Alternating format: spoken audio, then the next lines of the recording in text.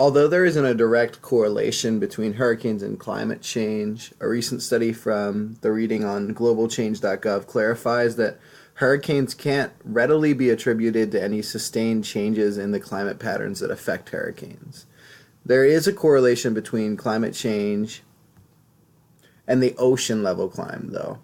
One specific place that's really seen this play out is New Orleans in Louisiana. New Orleans is a city in the USA that's currently below sea level. In 2004, Hurricane Katrina plowed through the area of New Orleans that caused a lot of devastation and is still felt today, 14 years later. Climate change has allowed the waters to continue to rise in an area around New Orleans due to the melting of the polar ice caps. This melting allowed the hurricane to come and impact the area with water damage at levels higher than if the hurricane was to hit, say, in the early 20th century. Understandably, the water damage would have taken place either way.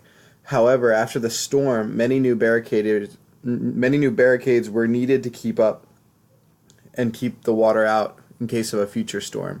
Some solutions include new barriers, but they cost many billions of dollars to keep the water out and develop and install. Communities should be prepared for future flooding because New Orleans will have water trouble in the near future, and at the rate the earth is currently heating up, it's pretty clear that the trouble will be evident rather soon.